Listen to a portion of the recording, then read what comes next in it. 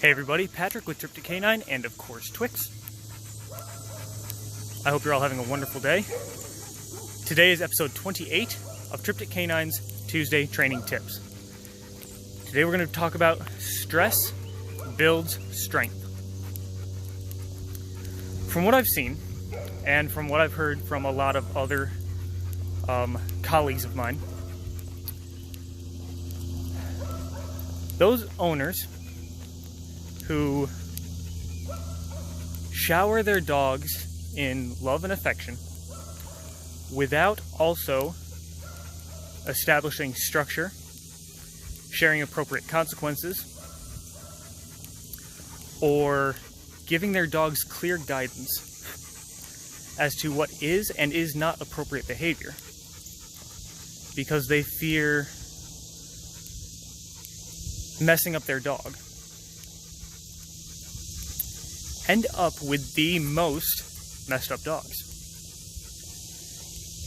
They coddle their dogs and try to shelter them from anything that could cause fear, stress, nervousness,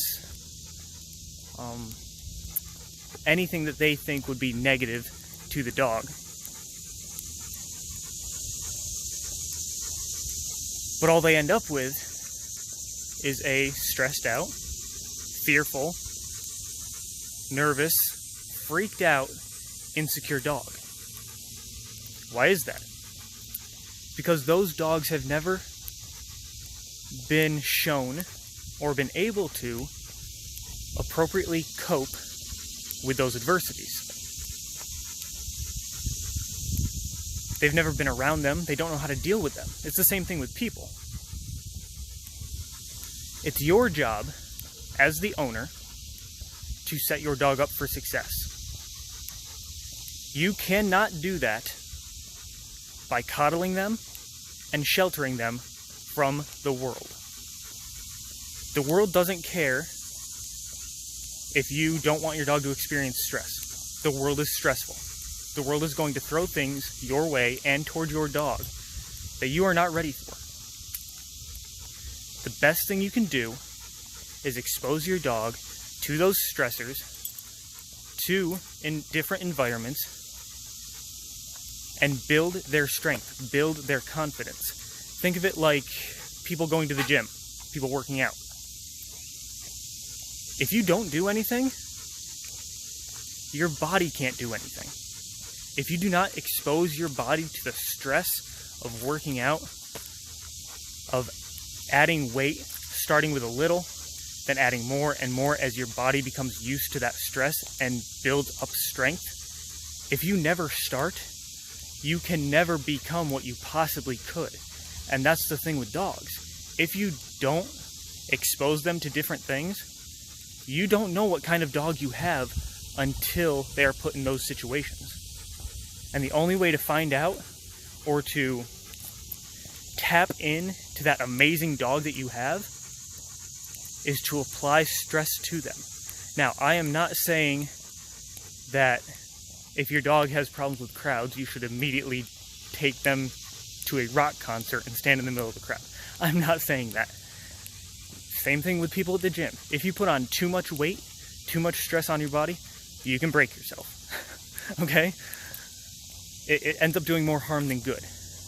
But just because there's the potential of you injuring yourself if you do too much doesn't mean you shouldn't start small and start building up to it. Same thing with dogs. Just because your dog might never be able to handle walking through a state fair doesn't mean that you shouldn't start getting around things, building up the resistance to that stress, building up the strength and confidence in your dog. Because yes, some dogs can't go to state fairs. Some dogs can go to concerts. But you don't know until you start building confidence in your dog and seeing what they can and cannot do. That's up to you, as the owner,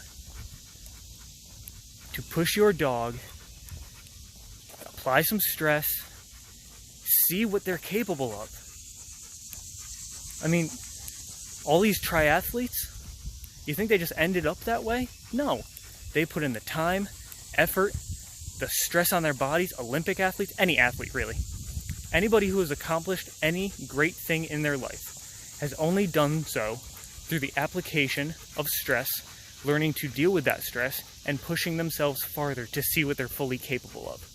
Any great dog that competes in any sport, military working dogs, any dog that does, even service dogs, especially service dogs, they need to be able to handle all sorts of stress. Any dog that has a job that requires them to be in stressful environments, they don't just get that way. They become that way. Yes, there are genetic components, but like I said, some dogs can do amazing things. Some dogs might not be able to reach those heights. Not all dogs can be service dogs. Not all dogs can be military working dogs. Not all dogs can be police canine or anything like that. There is a genetic component, absolutely.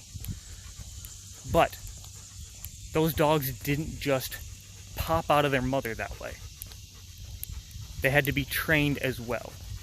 So yes, along with the genetic component, there's the training component. If genetics just took over and the dog was left to do whatever it wanted to, it wouldn't be a military working dog or a police dog. It needs to be trained. It needs to be exposed to those stresses. Some dogs can handle those stresses better than others, same as people.